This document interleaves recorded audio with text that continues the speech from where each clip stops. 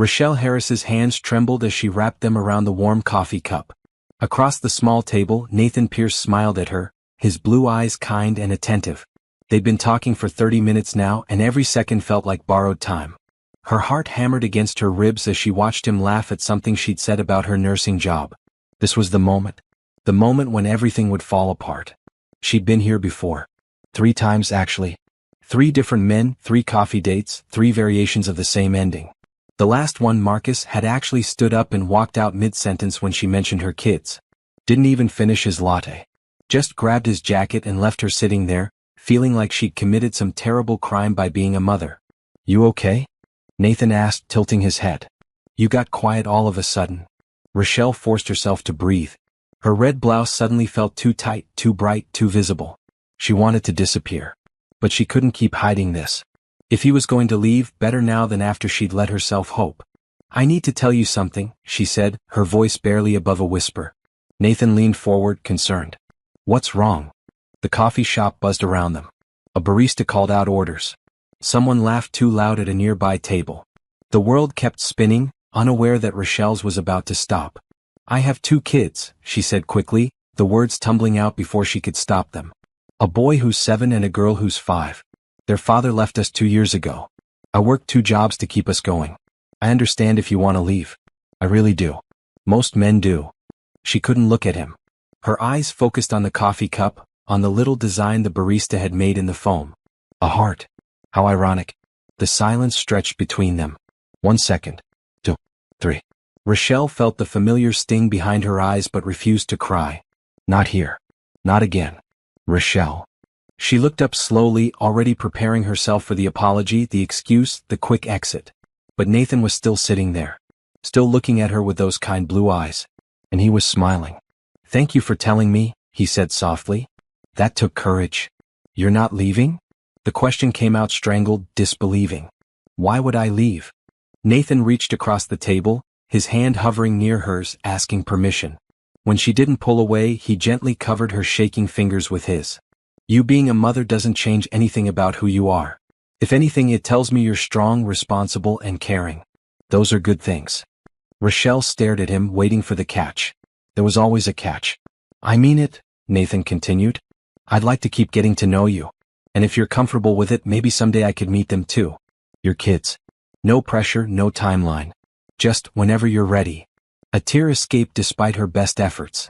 Then another. But these weren't the tears of rejection she'd cried before. These were different. These were tears of relief so profound it felt like she could finally breathe again after holding her breath for years. "I don't understand," she whispered. "Why are you being so nice?" "Because that's what decent people do," Nathan said simply. "And because I really like you, Rochelle. Kids and all.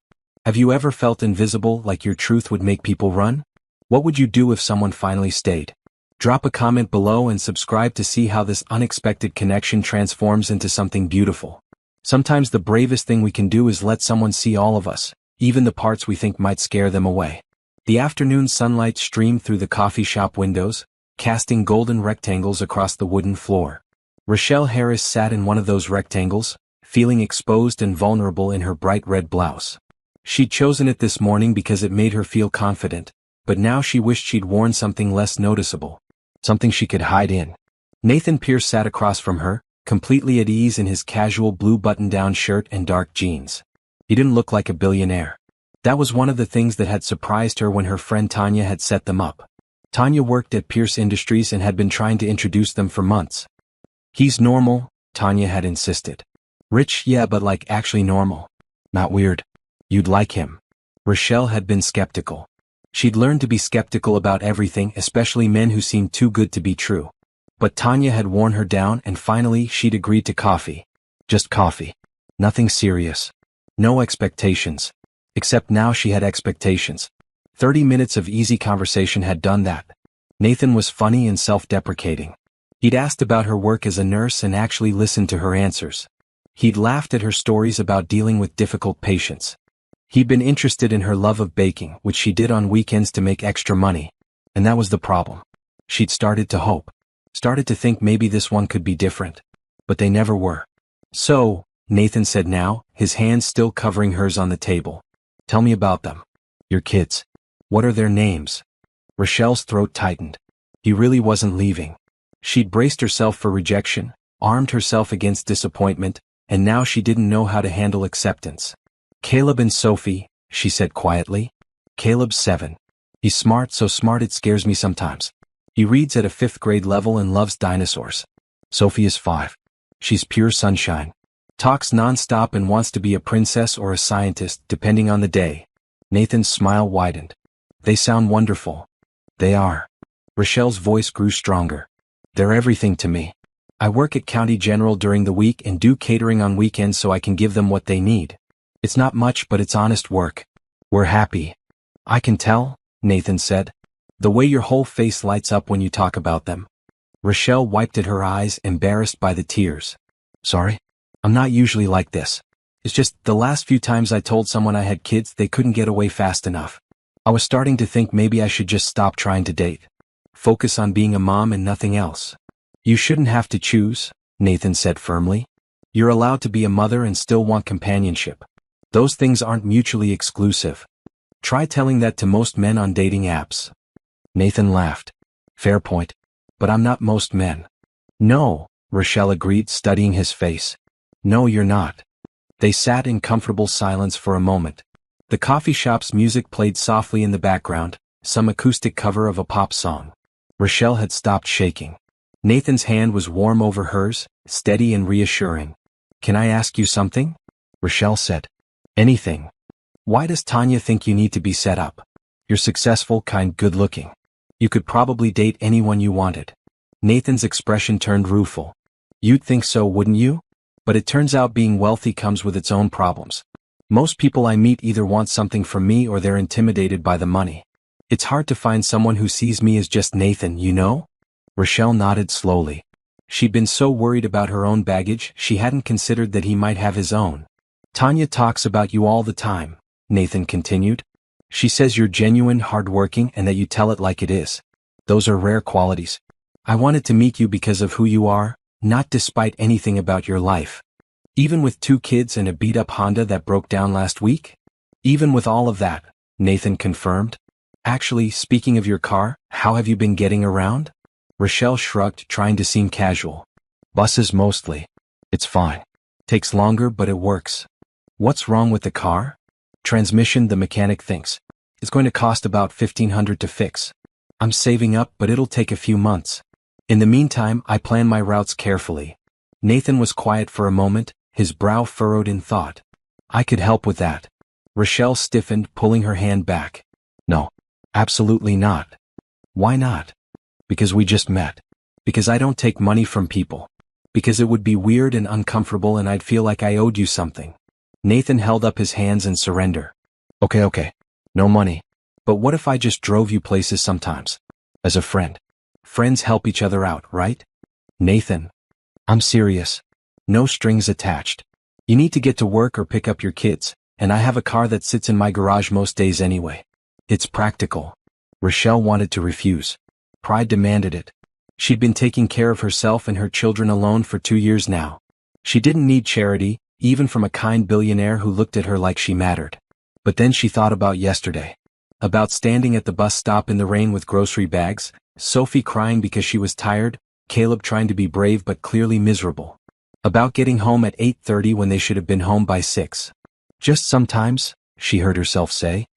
And only if it's actually on your way. Nathan's face broke into a grin. Deal. Actually, where do you live? I can drive you home today if you want. West Side Gardens Apartments. And that's probably way out of your way. Not really. I live in Riverside. That's only 10 minutes from you. Rochelle had seen the houses in Riverside. Calling them houses was generous. They were practically mansions. But Nathan said it so casually, like it was no big deal. Like the gap between them wasn't a canyon. Okay, she said. Thank you. That would actually be really helpful. I have to pick up the kids from my neighbors by 5. Then let's get going. Nathan stood and offered her his hand. I want to hear more about these dinosaur facts and princess scientist ambitions. As they walked to his car, a sleek silver sedan that probably cost more than Rochelle made in 3 years, she felt something unfamiliar blooming in her chest. It took her a moment to recognize it. Hope. Dangerous, fragile hope. Nathan's car smelled like leather and something citrus. The seats were heated, which Rochelle discovered with surprise when he turned them on. She'd never been in a car with heated seats before. Too warm? Nathan asked, noticing her shift. No, it's nice. Just different. They pulled out of the coffee shop parking lot and into afternoon traffic. Rochelle directed him toward the west side, toward the neighborhood where rent was cheap and everyone knew everyone else's business. So, Nathan said as they drove. How long have you been a nurse? 8 years. I got my degree right after high school, worked for a couple years, then had Caleb. Took some time off, went back, had Sophie, took more time off. Now I'm back full-time at County General. Night shift mostly, which means I can be home with the kids during the day.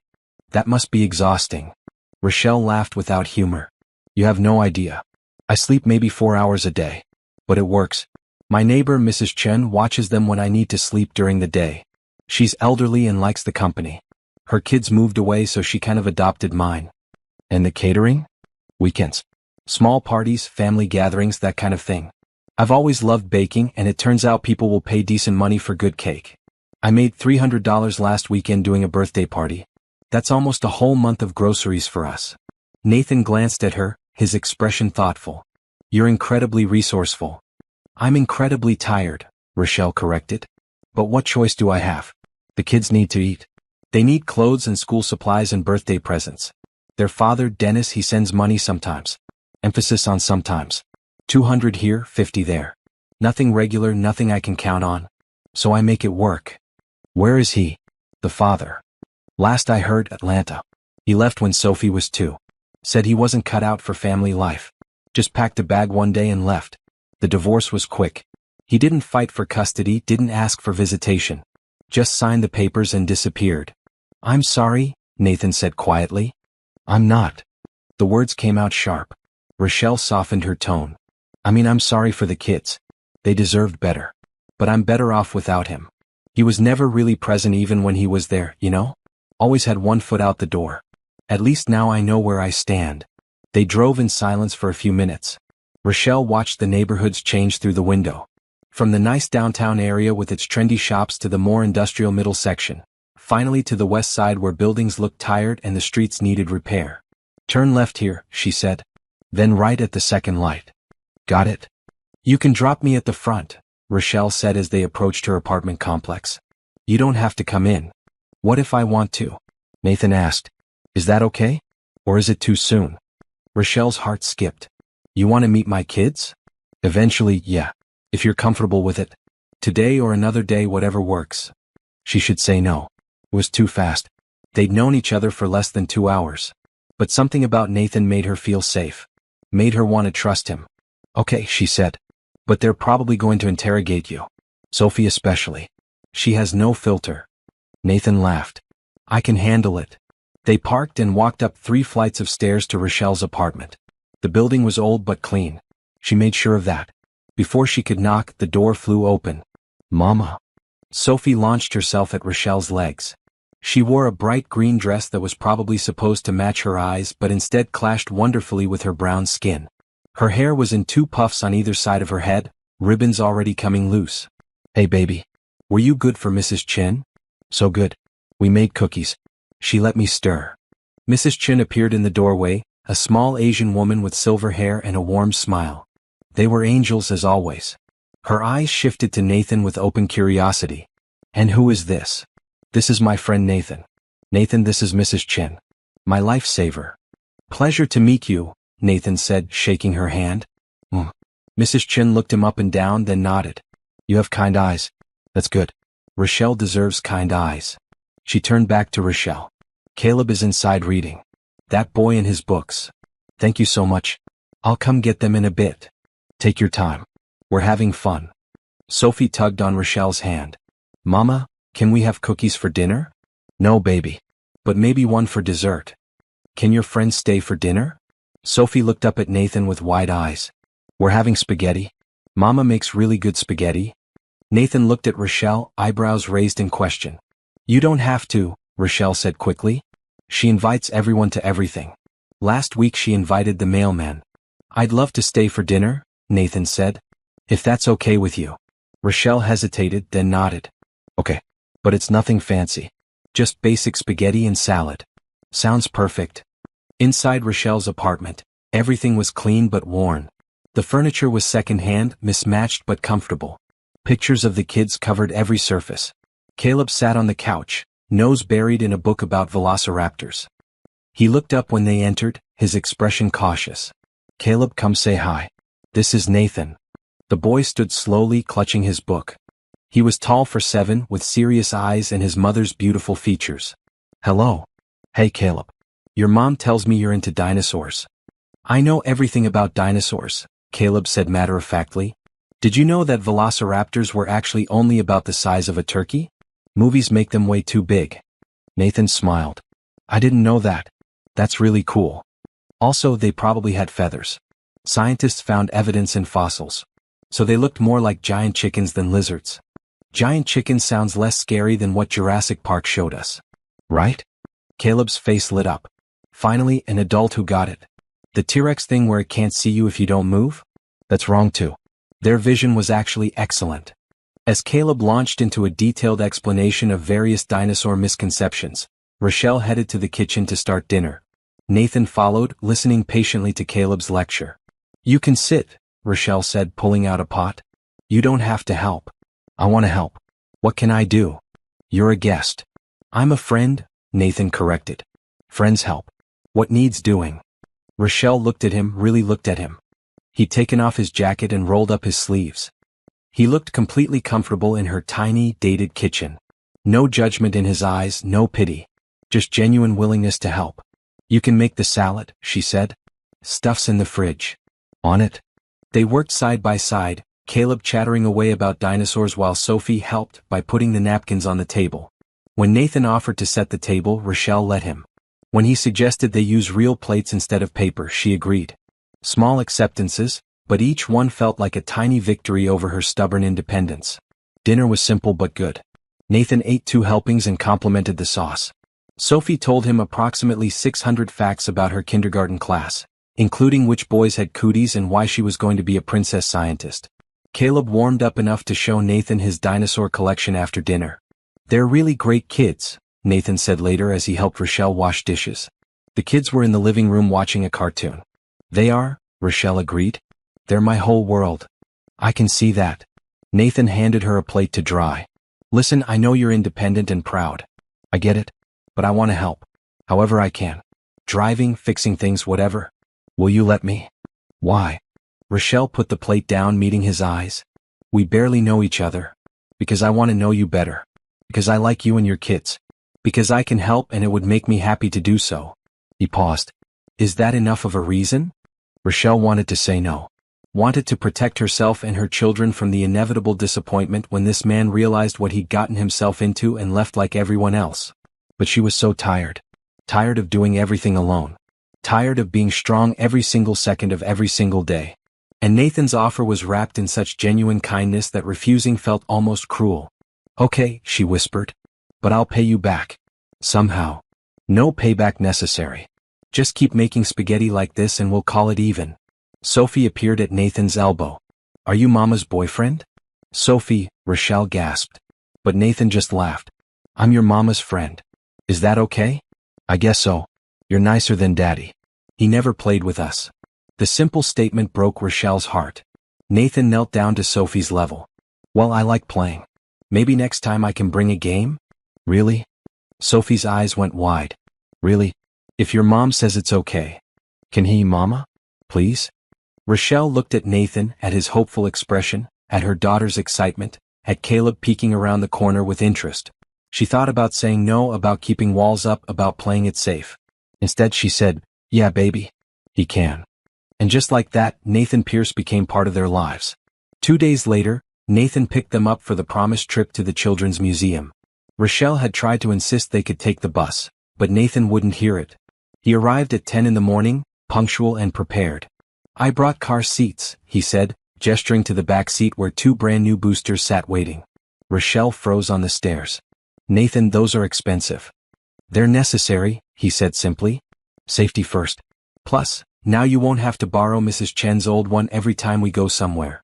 We can't accept those." "Too late. Already bought them. They're installed. The kids need safe seats. Let's go." Sophie bounded past her mother. Wow, mine is purple. That's my favorite color. Caleb followed more slowly, running his hand over the blue booster. Thanks, Nathan. Rochelle swallowed her protest. The seats were already there. The kids were excited. Fighting about it would only create tension. Thank you, she said instead. That was very thoughtful. Nathan's smile told her she'd made the right choice. The drive to the museum took 20 minutes. Nathan let Caleb control the radio, which meant they listened to a podcast about prehistoric sea creatures. Sophie provided running commentary on everything they passed. Rochelle sat in the passenger seat, watching Nathan interact with her children and feeling something warm settle in her chest. At the museum, Nathan bought tickets for all of them before Rochelle could even pull out her wallet. When she protested, he just handed her a ticket. My treat. I invited you, remember? The museum was exactly the kind of place her kids loved, but she could never afford to take them. Interactive exhibits, a planetarium, a butterfly garden. Sophie ran from display to display, her green dress bright against the white walls. Caleb took his time, reading every placard, absorbing information like a sponge. Look, Mama, Sophie shouted from the water table. I'm making a whirlpool. Nathan stood beside her, helping her turn the handles. He'd worn jeans and a blue polo shirt today, casual and comfortable. He didn't look like he'd rather be anywhere else. Didn't check his phone constantly or sigh with boredom. He was fully present, helping Sophie make waves and teaching her about water flow. Later, in the planetarium, they all lay back on the reclined seats and watched stars appear on the dome ceiling. Sophie curled into Rochelle's side while Caleb peppered Nathan with questions about constellations. The narrator's voice explained the night sky, and for 30 minutes Rochelle let herself relax. Let herself enjoy this moment with her children and this man who'd somehow become important to all of them in less than a week. I'm hungry, Sophie announced when the show ended. Me too, Caleb agreed. Nathan checked his watch. Lunchtime. There's a family restaurant a few blocks away. Best burgers in the city. Want to try it? Rochelle's budget said no. Her heart said yes. Sure, she heard herself say. That sounds great. The restaurant was busy but welcoming. They got a booth by the window. Sophie insisted on sitting next to Nathan, which meant Caleb slid in next to Rochelle. The kids studied the menu like it was homework. Can I get a cheeseburger? Caleb asked. And fries. Sophie added hopefully. Whatever you want, Nathan said. It's a celebration. What are we celebrating? Sophie asked. New friends. When the food arrived, it was exactly as Nathan promised. The best burgers Rochelle had ever tasted. Sophie ate half of hers and most of Nathan's fries. Caleb finished everything on his plate and asked politely if he could have dessert. Of course, Nathan said. What do you want? Ice cream sundae? Coming right up. Nathan, Rochelle started. You don't have to. I want to, he interrupted gently. Please let me do this. It makes me happy. Sophie leaned against Nathan's arm. You're really nice. I like you. I like you too, Sophie. Will you come to my birthday party? It's in 3 weeks. I'm turning 6. Nathan looked at Rochelle. Am I invited? You don't have to come, Rochelle said quickly. It's just going to be a few kids from her class. Nothing fancy. I'd love to come, Nathan said. What kind of cake are you planning? Princess cake, Sophie announced. Pink and purple with sparkles. Sounds perfect. After lunch, they walked through a nearby park.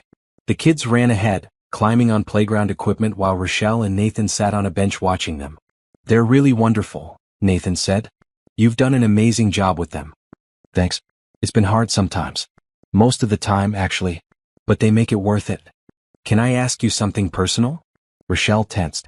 Okay. What happened with their father? I know he left. But why? Rochelle was quiet for a moment, watching Sophie go down the slide. Dennis was young when we got married. So was I. 21, both of us. We thought we had it all figured out. Had Caleb right away, bought a house we couldn't afford, lived beyond our means. When the bills started piling up, Dennis got stressed. Started staying out late. Coming home angry. Did he hurt you? Nathan's voice was tight. No. Never physical. But words can hurt too, you know? He'd tell me I was the reason we were broke. That the kids were too expensive. That if we didn't have them, we could have a real life. After Sophie was born, it got worse. He stopped coming home some nights. Then he stopped coming home most nights. Then one day he just packed his stuff and left. Didn't even say goodbye to the kids. That's terrible. It was. But honestly, I was relieved. Living with someone who resents you is exhausting. At least now I know where I stand. I'd rather be alone than with someone who makes me feel small. Nathan reached over and took her hand. You're not small. You're one of the strongest people I've ever met. I don't feel strong. I feel tired and scared most of the time. Strength isn't the absence of fear. It's doing what needs to be done despite being afraid. They sat in comfortable silence watching the kids play. Sophie had convinced Caleb to push her on the swings. His serious face had given way to something lighter, younger. He was laughing. Rochelle, Nathan said after a while. I know it's fast. I know we barely know each other. But I need you to know that I'm serious about this. About you and the kids. I'm not going anywhere. You say that now. I mean it. People always mean it at first, Rochelle said softly. Then they realize what they signed up for and they change their minds. Single mothers with 2 kids and no money aren't exactly a prize catch. Nathan turned to face her fully. Stop that. Stop putting yourself down. You're incredible. The fact that you're a mother doesn't diminish that. It amplifies it. And anyone who can't see that isn't worth your time. Rochelle wanted to believe him. Wanted to trust that this time would be different. What if I mess this up? She whispered. Then we'll figure it out together. That's what relationships are. Figuring things out together. I don't know how to do that. The together part. I've been solo for so long. Then let me teach you. Nathan squeezed her hand. Let me help carry some of the weight.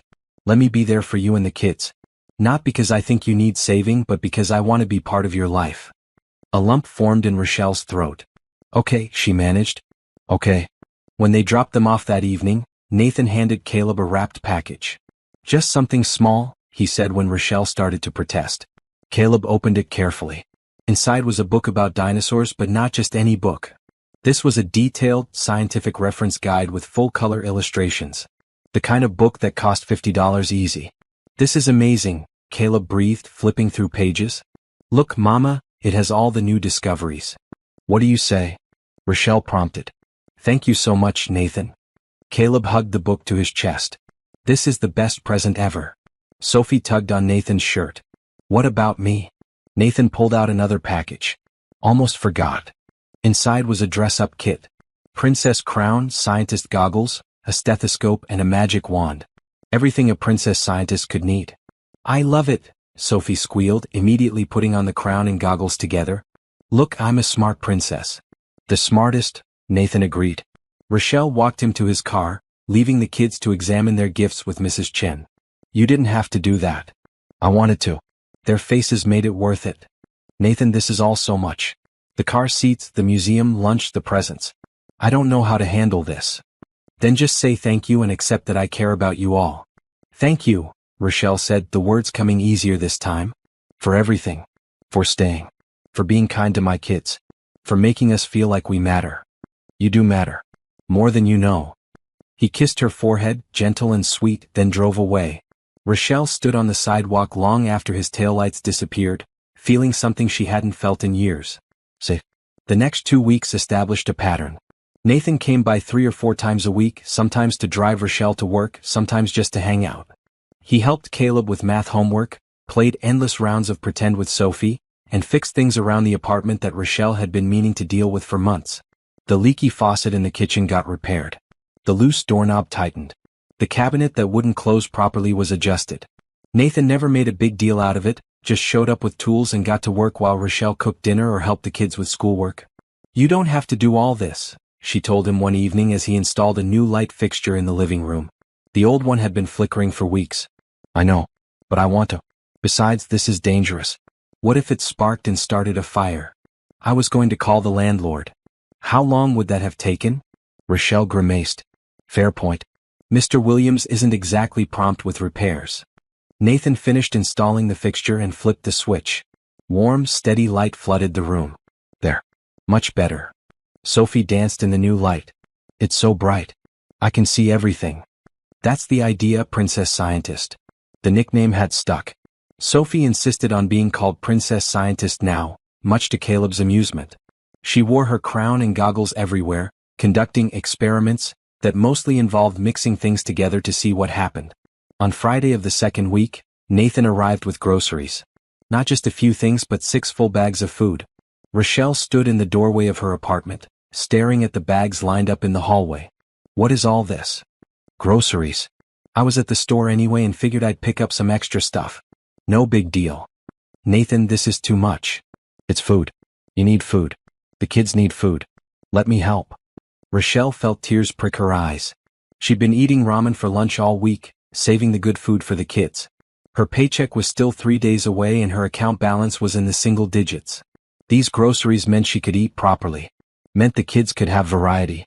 Meant she didn't have to choose between feeding them and paying the electric bill. Thank you, she whispered. You have no idea what this means. Nathan pulled her into a hug. I think I do. And you're welcome. They put the groceries away together, Caleb and Sophie helping in their own enthusiastic but not particularly efficient way. Fresh fruit, vegetables, real meat instead of the cheapest cuts, milk, eggs, bread. Basic things that felt like luxuries when money was tight. That night, Rochelle made a proper meal. Baked chicken, roasted vegetables, rice.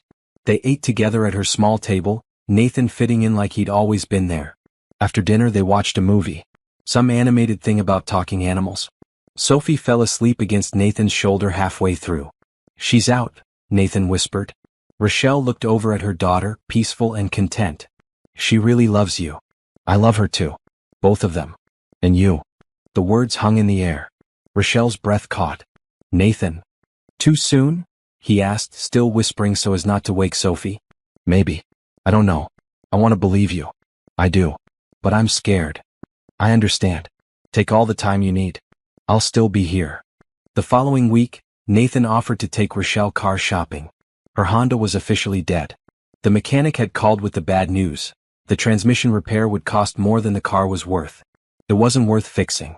I can't afford a car right now, Rochelle said when Nathan suggested they look. I'll just keep taking the bus. What about when Sophie gets sick in the middle of the night? Or Caleb has a school event? The bus doesn't run everywhere, Rochelle. I'll figure it out. I always do. Or, Nathan said carefully, you could let me help you get a reliable car. Nothing fancy. Just something safe that won't break down. No, absolutely not. That's too much. It's practical. You need transportation. I'll save up. Maybe in a few months. Rochelle. Nathan took her hands. I know you're independent. I know you're proud. But sometimes accepting help isn't weakness. It's wisdom. Let me do this. Please. I can't pay you back. I'm not asking you to. But I'll feel like I owe you. You don't owe me anything. I'm offering because I care about you and because I have the means to help. That's all. Rochelle wrestled with her pride, with her fear of being indebted, with her worry that accepting would mean losing control. But then she thought about yesterday, when Sophie had woken up with a fever and Rochelle had to choose between calling in sick to work or leaving her with Mrs. Chen despite being ill. Thought about how much easier a car would make everything. Okay, she said finally. But something used. Something reasonable. And I want to pay you back even if it takes forever. Deal. They went car shopping that Saturday. Nathan insisted on bringing a mechanic friend to check over any potential purchases. They looked at 4 cars before finding the right one. A 3-year-old sedan with low mileage, good safety ratings, and a price that made Rochelle wince but Nathan deemed reasonable. It's perfect, he said. Reliable, safe, won't cost much in maintenance. It's $12,000. It's an investment in your safety and convenience. Nathan. He took her aside, away from the salesperson. Listen to me. I know this is hard for you. I know accepting help feels wrong. But think about your kids. Think about having reliable transportation. Think about not having to stand in the rain at bus stops. Let me do this for you. For them. Rochelle looked at the car, then at Nathan, then back at the car. It was blue, her favorite color. It had a backseat perfect for 2 kids. It started smoothly and drove well. It would change her life. Okay, she whispered. Okay. But I'm paying you back. $100 a month until it's paid off. $50. Nathan. We'll compromise at $75. Final offer. She wanted to argue more, but his expression told her he wouldn't budge. Fine. $75 a month. Starting next paycheck. Starting when you're comfortable, Nathan corrected. They bought the car. Nathan handled the paperwork and payment while Rochelle sat in the driver's seat, hands on the wheel, trying not to cry. When the keys were hers, Sophie and Caleb cheered from the back seat. Our car, Sophie sang. We have a car. Say thank you to Nathan, Rochelle reminded them. Thank you, they chorused. You're welcome, guys. Take care of your mom, okay? Make sure she doesn't work too hard. That evening, Rochelle drove herself home. Nathan followed in his car to make sure she got there safely. When they arrived at her apartment complex, she turned to him with tears streaming down her face. "Thank you," she said. "I don't know how else to say it. Just thank you." Nathan wiped her tears with his thumb. "You would do the same for someone if you could. That's who you are. Kind, generous, caring. Let someone be those things for you too." "I'm trying. It's hard. I know. But you're doing great." Are you finding this story touching? Have you ever struggled with accepting help from someone who truly cares? This is just the beginning of Rochelle and Nathan's journey. Hit subscribe and drop a comment about a time someone's kindness changed your life. Sometimes letting people help us is the bravest thing we can do. Everything changed on a Tuesday afternoon. Rochelle was at work when she got the text from Mrs. Chin. "Man here says he's the children's father. What should I do?" Her heart stopped. Dennis. After 2 years of silence, Dennis was back. She called Mrs. Chin immediately. "Don't let him take them anywhere. I'm leaving work now. He's just sitting in the hallway. Says he wants to talk to you. Keep the kids inside. I'll be there in 20 minutes. Rochelle lied to her supervisor about a family emergency, which technically wasn't a lie, and rushed home. Her new car made the trip faster, but every minute felt like an hour. What did Dennis want? Why now? What would she tell the kids? When she arrived, she found Dennis sitting on the stairs outside her apartment. He looked different. Older, thinner, wearing wrinkled clothes that hung loose on his frame. But it was definitely him. Same brown eyes, same crooked smile that had charmed her once upon a time. "Rochelle." He stood when he saw her. "You look good. What are you doing here, Dennis?" "I wanted to see my kids." "Is that so wrong? After 2 years?" "Yeah, it is." She crossed her arms. "You can't just disappear from their lives and then show up whenever you feel like it. I know I messed up. I want to make it right." "By doing what? Playing dad for a day then leaving again?" Dennis flinched. "That's not fair." "You know what's not fair? Caleb asking me every night for 6 months where his daddy went. Sophie forgetting what you look like. That's not fair, Dennis. I was going through some things. I needed space." "You needed space." Rochelle laughed bitterly. "Well, I needed help. I needed a partner. The kids needed a father. But you left. So what changed? Why are you here now?" Dennis shifted uncomfortably. "I heard you had a new man. Thought maybe it was time I stepped up. Be a real father."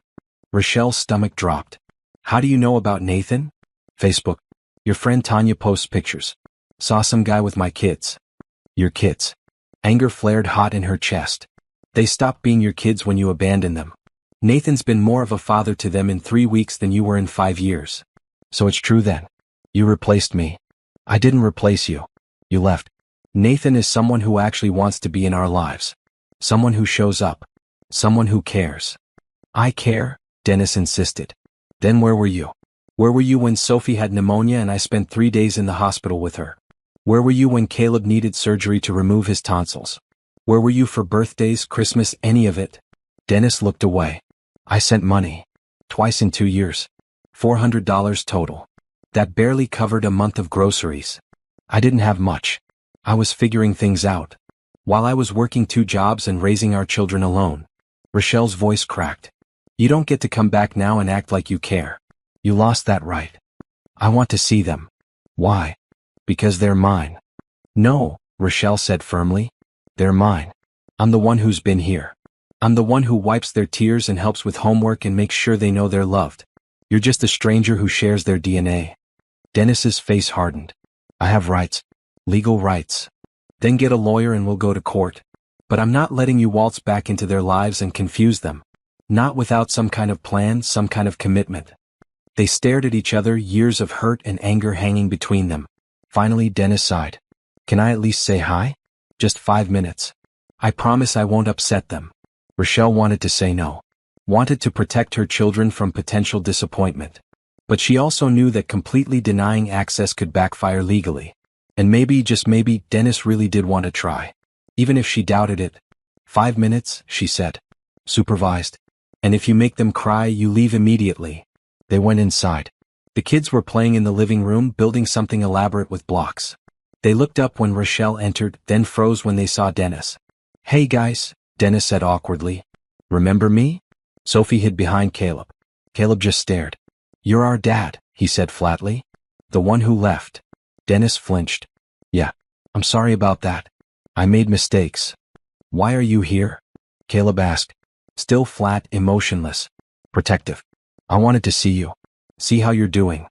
We're fine, Caleb said. We have Nathan now. I heard about Nathan.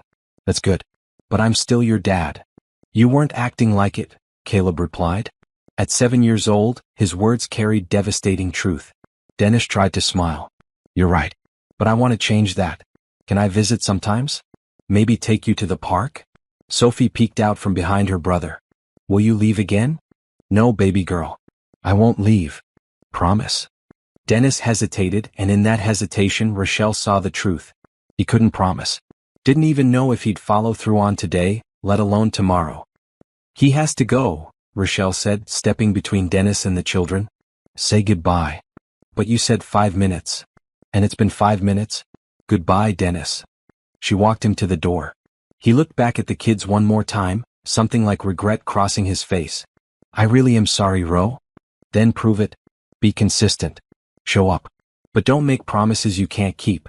They've been hurt enough. After Dennis left, Rochelle gathered both kids into her arms. They were quiet, processing. Finally, Caleb spoke. Is he coming back? I don't know, baby. Maybe. I don't want him to, Sophie said. He left us. Nathan doesn't leave us. Nathan's different, Rochelle agreed. Will you make Daddy go away if he tries to come back? I'll protect you. That's my job. Always. That evening, Nathan came over as planned. He took one look at Rochelle's face and knew something was wrong. After the kids went to bed, she told him everything. I'm sorry, Nathan said, pulling her close. That must have been hard. I'm so angry. And scared. What if he tries to take them? What if he goes to court? Then we'll deal with it. We'll get you the best lawyer. We'll fight. We, Nathan confirmed. I'm not going anywhere, Rochelle. Dennis showing up doesn't change that. If anything, it makes me more certain. Those kids need stability. You all do. And I want to be that for you. What if he makes trouble? Then we handle it together. You're not alone anymore. Rochelle let herself cry, let Nathan hold her, let him comfort her. She was tired of being strong every second. Tired of handling everything solo. Having someone to lean on felt like coming up for air after being underwater too long. Thank you, she whispered against his chest. Always. 2 weeks after Dennis's appearance, things took another turn. Rochelle came home from her night shift to find an envelope taped to her door. Inside was a notice, rent increase. Effective next month, her rent was going up by $300. $300 she didn't have. $300 that would break her already tight budget. She sank onto the couch, the notice trembling in her hands. After everything, after finally starting to get ahead, the universe had a cruel sense of timing. Nathan found her there an hour later when he came to take the kids to school. She'd called Mrs. Chen to watch them for a few extra minutes while she figured out what to do. What's wrong? Nathan asked immediately. She handed him the notice without speaking. He read it, his jaw tightening. This is ridiculous. $300 increase? That's not legal. It is, actually. A month to month. He can raise it whenever he wants with 30 days notice. But $300? I know. I can't afford it. Rochelle's voice was hollow. I've been looking at my budget all morning. There's no room. Even with both jobs, I can't make it work. Then you'll move. To where? This was the cheapest place I could find in a safe neighborhood. Anything cheaper means taking the kids somewhere dangerous. I won't do that. Nathan sat beside her. Let me help you find a new place. I can't afford a new place. Then let me help cover the deposit. First and last month's rent. Just to get you in somewhere better. Nathan, no. That's thousands of dollars. I have thousands of dollars. That's not the point. Rochelle stood, pacing. I can't keep taking from you. The car, the groceries, fixing things now this? It's too much. I'm supposed to be an adult who handles her own problems. You are handling them. By accepting help when it's offered. Nathan stood too, catching her hands. Rochelle, listen to me. I'm not helping you because I think you're incapable.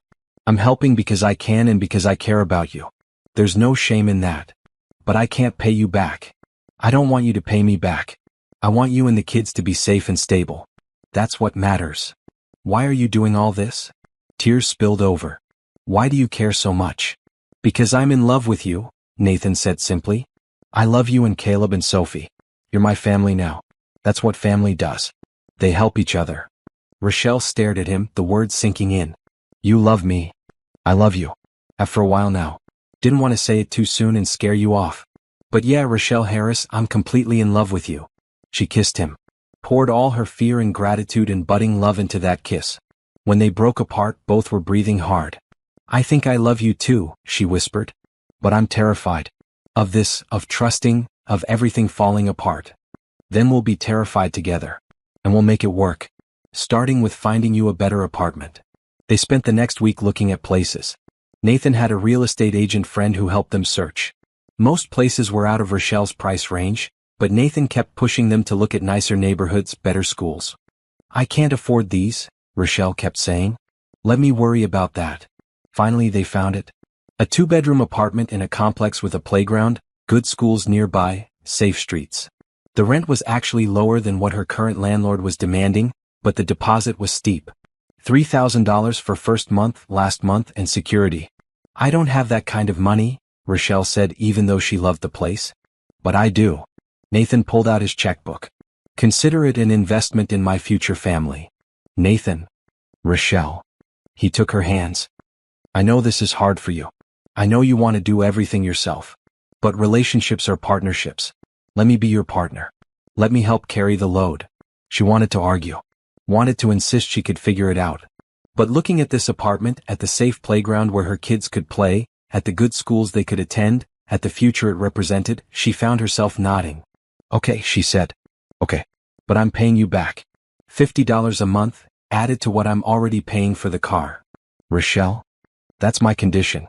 Take it or leave it. Nathan smiled. Deal. The move happened 2 weeks later. Nathan hired movers despite Rochelle's protests. He also bought new furniture for the apartment, the kind that didn't sag or have questionable stains. This is too much, Rochelle said for the 100th time as the movers brought in a new couch. Your old couch was held together with duct tape, Nathan pointed out. This is practical, not extravagant. Sophie ran through the new apartment, her voice echoing off walls. It's so big. Can I have my own room? You and Caleb each get your own room, Rochelle confirmed. Really? Caleb's face lit up. He'd been sharing a room with Sophie for years. My own space. Your own space. That night, after the kids were asleep in their new rooms, Rochelle and Nathan sat on the new couch in the new living room. She leaned against him, overwhelmed by everything that had changed. Thank you, she said quietly. For all of this. For caring. For staying. For loving us. Thank you for letting me, Nathan replied. I know it's not easy for you. But I'm grateful you're trying. I want to give you something, Rochelle said. Something to show you how much this means. She disappeared into the kitchen and returned with a small box. Inside was a watch, nothing fancy or expensive but carefully chosen. It had cost her 2 weeks' worth of catering money, but it was worth it. It's not much, she said as Nathan opened it. Not compared to everything you've done. But I wanted you to have something from me. So you know I'm trying to. To be a partner, to give back, to show you that you matter. Nathan's eyes were suspiciously bright as he fastened the watch on his wrist. It's perfect. Thank you. Thank you for being patient with me. For understanding that accepting help is hard. For not giving up. Never, Nathan promised. I'll never give up on us. 2 days later, Nathan did something even more unexpected. He set up college funds for both kids. $50,000 each, invested and growing, ensuring they'd have options when the time came. When he told Rochelle, she cried for an hour. Not sad tears, but tears of relief and gratitude and disbelief that someone could love her children this much without any obligation. You didn't have to do that, she managed between sobs. I wanted to. They're smart kids. They deserve every opportunity. Nathan held her close. This way you don't have to worry. They'll be able to go to college, pursue their dreams, whatever they want. How do I thank you for that? By letting me be part of their lives. By trusting me. By knowing that I'm not going anywhere. Rochelle pulled back to look at him. You really mean that, don't you? This isn't some phase or temporary thing. This is forever, Rochelle. You, me, Caleb, Sophie. That's my family now. I'm all in. She believed him. Finally, completely, she believed him. 3 months into their relationship, Nathan invited Rochelle and the kids to a charity gala. His company was sponsoring the event and he wanted them there. I don't know, Rochelle said when he first mentioned it. That's your world. Black tie events, rich people. I'd stick out like a sore thumb. You'd fit in perfectly, Nathan countered. And I want to show you off. Show everyone the amazing woman I'm lucky enough to be with. I don't have anything to wear to something like that. Then we'll get you something. My treat. Nathan. Before you argue, consider this. I have to go to this event. It's work-related. But going alone sounds boring. Going with you sounds fun. Let me make it fun. Sophie overheard the conversation. A fancy party? Can I wear a princess dress? The fanciest princess dress we can find, Nathan promised. What about me? Caleb asked. Suit and tie. Very grown up. Caleb's eyes widened. Really? Really?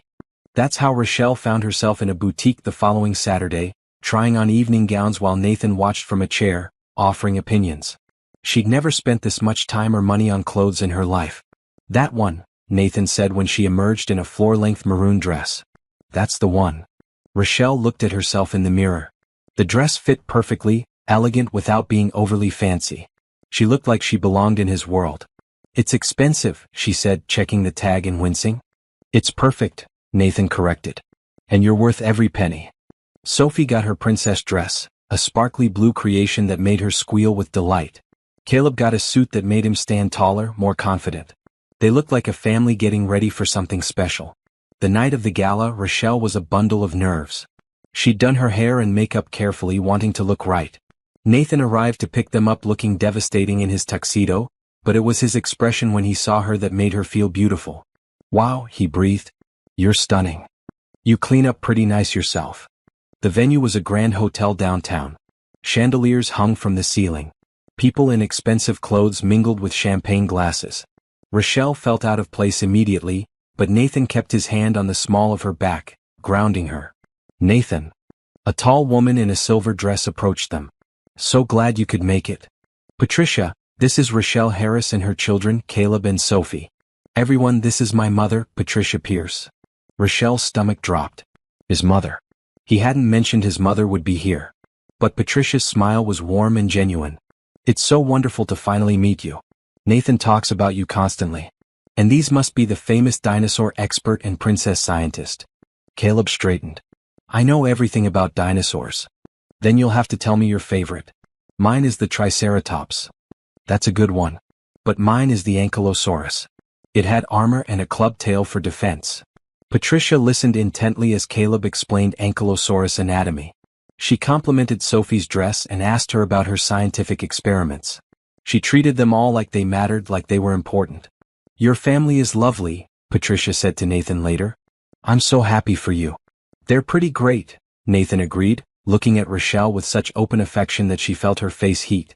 Throughout the evening, Nathan introduced them to his friends and colleagues. Each time he included all three of them, made them part of his world. People were kind, welcoming. No one looked down on Rochelle or the kids. Several people even sought her out to talk, interested in her nursing work and her catering business. You should expand your catering, one woman said. I'd hire you in a heartbeat. Do you have a website? Not yet. It's just a side thing right now. Well, if you ever want to grow it, let me know. I'm always looking for good vendors for company events. By the end of the night, Rochelle had 3 potential catering clients and a dozen compliments on her dress. Sophie had fallen asleep in Nathan's arms, her princess crown slightly askew. Caleb walked beside them, trying not to yawn but clearly exhausted. In the car on the way home, Nathan glanced over at her. Have fun. Actually, yes. I was terrified at first, but everyone was so nice. Told you. You fit in perfectly. Your mom is wonderful. She loves you. Told me to hold on to you, that women like you don't come around often. Rochelle smiled. I like her too. And I'm glad I went. Thank you for including us. Always. You're part of my life now. That means including you in everything. When they got home, Nathan helped carry the sleeping kids up to their rooms. He tucked Sophie in, crown and all, and made sure Caleb was settled. Then he joined Rochelle in the living room. Thank you for tonight, she said. For making us feel like we belonged. You do belong. In my life, in my world, everywhere. He pulled her close. I meant what I said earlier. You're my family now. All 3 of you. I know. I believe you. Good. Because I have something to ask you, but I want to wait until the timing is right. What kind of something? Nathan smiled mysteriously. You'll find out. Soon. Everything changed 3 days later. Nathan got a call during breakfast at Rochelle's apartment. His face went pale as he listened, and Rochelle knew immediately something was seriously wrong. "I have to go," he said, ending the call. "I'm sorry. There's an emergency at work." "What happened?" "Major client pulled out of a huge deal. It's going to cost the company millions if I can't fix it." "Millions?" Rochelle's eyes widened. "Yeah. I need to go handle this. Can we do dinner later?" "Of course. Go. Do what you need to do." Over the next week, Rochelle saw Nathan's stress mount. He still came by, still spent time with the kids, but the worry was visible. He lost weight, looked tired, checked his phone constantly. "Talk to me," Rochelle said one evening after the kids were asleep. "What's really going on?" Nathan sank onto the couch. "It's bad. The client that pulled out was our biggest account. Without them, I'm looking at laying off employees. People with families. And there's a competitor circling trying to steal more of our business. If I can't turn this around, Pierce Industries could be in real trouble. What can I do?" "Nothing. This is my problem to solve." "Nathan, that's not how this works. You've helped me through everything. Let me help you." "You can't fix a multi-million-dollar business crisis, Rochelle." "Maybe not. But I can listen. I can support you. I can remind you that you're smart and capable and that you'll figure this out." Nathan looked at her, some of the tension easing from his shoulders. "How do you do that? Make everything seem less overwhelming?" "Practice. I've had plenty of overwhelming situations. You learn to take it one step at a time." Over the next few days, Rochelle became Nathan's sounding board. He'd come over and talk through his options, and she'd listen, ask questions, offer perspectives. She didn't understand all the business details, but she understood problem solving. Understood breaking big issues into manageable pieces. "What if you approached some of your smaller clients?" she suggested one night. "Not to replace the big one, but to diversify. Spread the risk." "That could work," Nathan said slowly. "If I could convince 5 or 6 mid-sized companies to expand their contracts. Then you're not relying on one big client. More stable." "That's actually smart. Really smart." Rochelle shrugged. "It's how I budget. Don't put all your money in one place. Have backups for your backups." The kids helped too in their own way. Caleb made Nathan a feel-better card with drawings of dinosaurs and encouraging words. Sophie presented him with a macaroni necklace she'd made at school. "For good luck," she said seriously. "Princesses always need good luck jewelry." Nathan wore the necklace to his next business meeting. When Rochelle raised an eyebrow, he just smiled. "She said it was for good luck. I'm not taking any chances." 2 weeks into the crisis, things started turning around.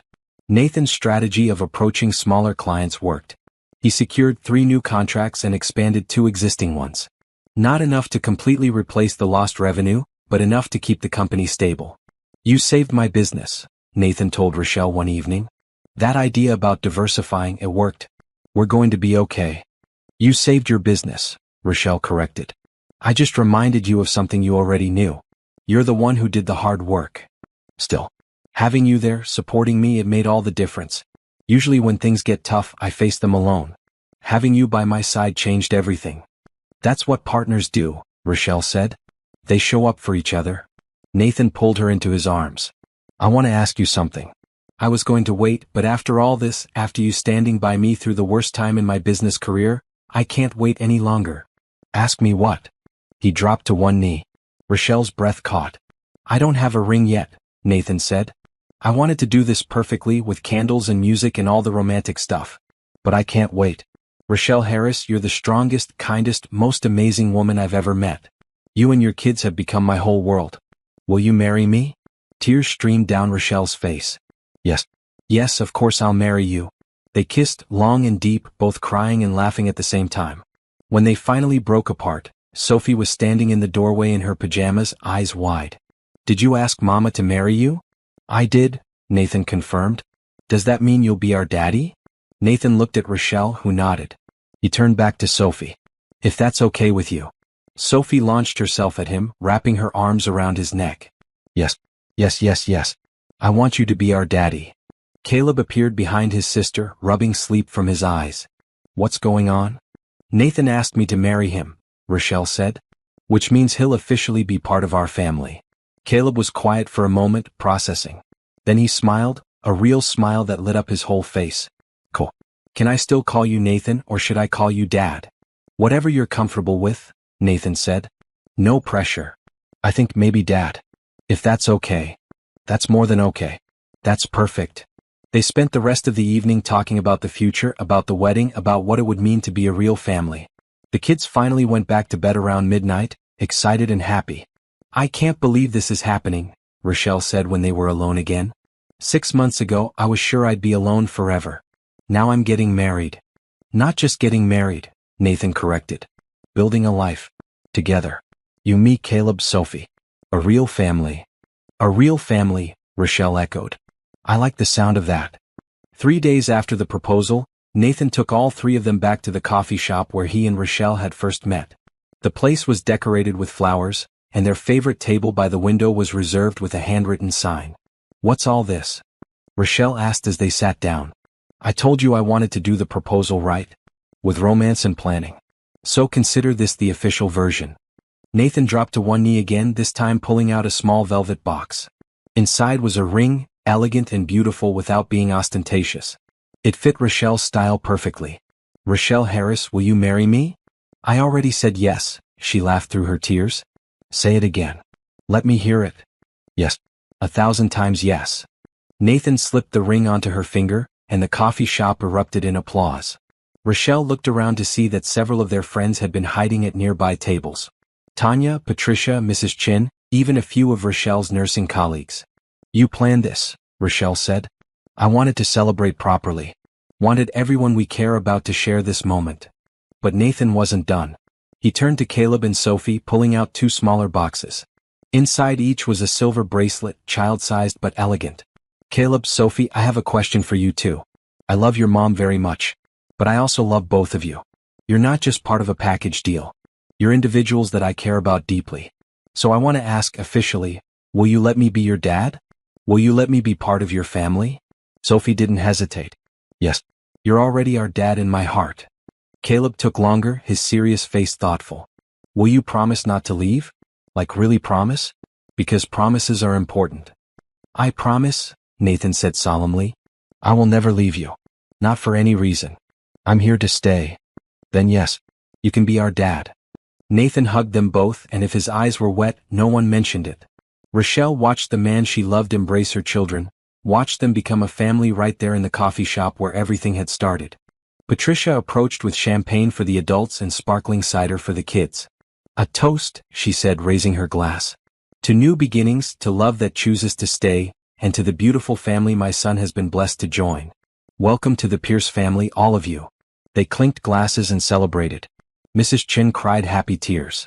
Tanya kept saying, I told you so, until Rochelle hugged her to make her stop. The kids showed everyone their bracelets, proud and excited. Later, after most people had left, just the immediate family remained. Nathan held Rochelle's hand, their rings catching the light. Have you thought about when? He asked. For the wedding. Soon, Rochelle said. I don't want to wait. We've waited long enough. How soon? 2 months? Is that crazy? Not crazy. Perfect. They started planning right there, bouncing ideas off each other. Small ceremony, close friends and family only. Maybe in a garden somewhere beautiful. Nothing extravagant but meaningful. I want the kids involved, Rochelle said. This isn't just about us. It's about all of us becoming a family. Agreed. Caleb can be my best man. Sophie can be your maid of honor. Really? Sophie's eyes went huge. I can be in the wedding? Of course. It's your family too. Over the next few weeks, they planned the wedding together. Patricia helped Rochelle find the perfect dress, a simple but elegant gown in cream that made her feel beautiful. Caleb's suit matched Nathan's. Sophie's dress was the blue one from the gala, because she insisted that was her lucky princess dress and nothing else would do. The guest list stayed small. Close friends, family, a few colleagues. They rented a garden venue, perfect for a spring ceremony. Everything came together with surprising ease. 3 days before the wedding, Dennis called. Rochelle almost didn't answer, but something made her pick up. I heard you're getting married, he said without preamble. Yes. To Nathan. The rich guy. The good guy, Rochelle corrected. The one who shows up. The one the kids love. Dennis was quiet for a moment. I'm happy for you. Really. And I'm sorry. For everything I put you through. Thank you. Would it be okay if I came? To the wedding? I won't cause problems. I want to show my support. Show the kids I'm trying to be better. Rochelle's first instinct was no. But then she thought about Caleb and Sophie, about how they'd asked Dennis to come to school events. About how they were slowly building a relationship with their biological father, even if it would never be what it should have been. You can come, she said. But Nathan walks me down the aisle. You're a guest, nothing more. I understand. Thank you, Rochelle, for giving me this chance. When she told Nathan about the conversation, he took it in stride. If you're comfortable with it, I am. The kids deserve to have their father there if they want him. You're their father, Rochelle said firmly. He's just Dennis. Still, if it's important to them, he should be there. The wedding day dawned sunny and perfect. Rochelle stood in the bridal suite, Patricia fussing with her dress while Tanya fixed her hair. Sophie sat nearby in her blue princess dress, swinging her legs and humming. You look beautiful, Patricia said, stepping back. My son is a lucky man. I'm the lucky one. You're both lucky, Patricia corrected. That's how good relationships work. Mutual luck. There was a knock on the door. Mrs. Chin poked her head in. 5 minutes. Everyone's ready. Rochelle's heart raced. This was it. The moment everything changed officially. The moment they became a legal family. The ceremony was perfect. Caleb and Sophie walked down the aisle first, serious and proud. Then Rochelle, escorted by Tanya since her own parents had passed years ago. Nathan waited at the altar, his face reflecting every emotion she felt. The officiant spoke about love, commitment, and family. About choosing to show up every day. About building something lasting through kindness and patience. When it was time for vows, Nathan went first. Rochelle, 6 months ago you told me you had 2 kids and waited for me to leave. I stayed because leaving never crossed my mind. You are the strongest person I know. You've taught me about real courage, about sacrifice, about unconditional love. I promise to support you, to help carry the weight, to show up every single day for you and our children. I promise to be the partner you deserve. Rochelle's turn. Nathan, you stayed when everyone else left. You saw my life, all the complications and struggles, and you didn't run. You helped without making me feel small. You loved my kids like they were yours before we were even together. You showed me that accepting help isn't weakness, it's trust. I promise to let you in, to trust you, to build this life together as true partners. They exchanged rings, the officiant pronounced them married, and they kissed while everyone cheered. Caleb and Sophie rushed forward, and suddenly it was a family hug, all 4 of them wrapped together. At the reception, Dennis approached quietly. Congratulations. You look happy. I am happy. He's good to you? To the kids. The best. Good. That's good. Dennis paused. I know I don't deserve a relationship with them, but if you'd let me keep trying, keep showing up, I'd like that. Rochelle looked at Nathan, who nodded. We can work something out. Supervised visits, regular schedule. But you have to be consistent, Dennis. No more disappearing. I will be. I promise.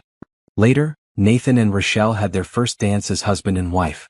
The song was perfect, not too slow but romantic. Halfway through, they invited Caleb and Sophie to join them. The 4 of them danced together, a family in every way that mattered. Happy? Nathan asked, his arms around all 3 of them. So happy, Rochelle confirmed. This is everything I never knew I needed. Same here. You saved me, you know. From a life that looked successful but felt empty. We saved each other. Yeah, Nathan agreed. We really did. The honeymoon was short, just a long weekend at a beach resort. Nathan wanted to take them somewhere exotic, but Rochelle insisted on something simple. She'd never been to the beach and neither had the kids. Watching Caleb and Sophie experience the ocean for the first time was worth more than any fancy vacation. They played in the waves, built sandcastles, collected shells. Sophie declared herself a mermaid princess scientist. Caleb found interesting rocks and explained their geological composition. At night, after the kids were asleep in the adjoining room, Nathan and Rochelle sat on their balcony overlooking the ocean. What are you thinking about? Nathan asked. How different my life is now. A year ago, I was barely holding it together. Working myself to exhaustion, worried about every bill, afraid I'd never be able to give my kids anything more than just survival. Now look at us. Married, stable, happy. It feels like a dream. It's not a dream. It's real. It's what you deserve. What we all deserve, Rochelle corrected. You included. You work so hard, put so much pressure on yourself. Not as hard as you've worked.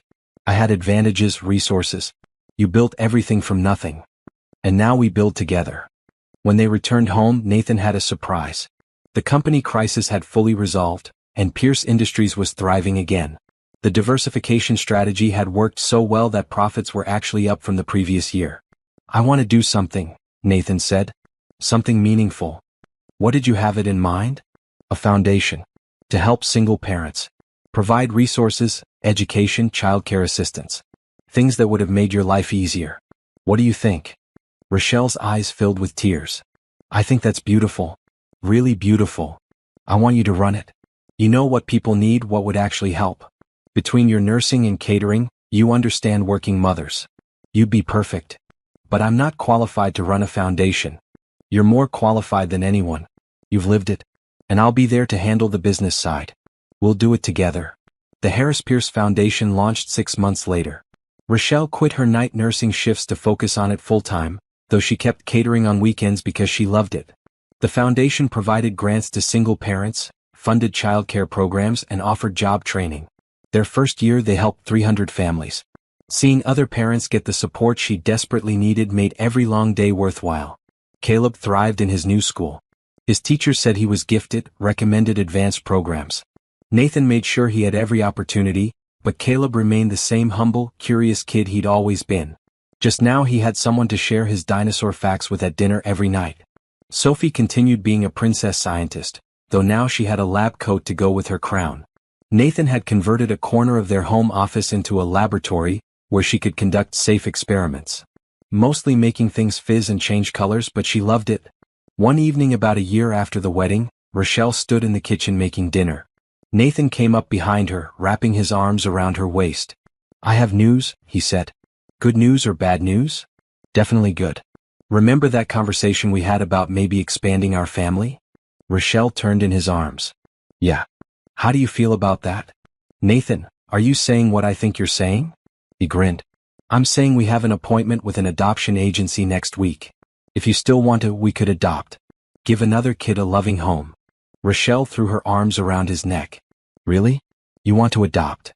"I want to build our family. However that looks. Adoption, or if you wanted to try for one of our own, whatever makes you happy."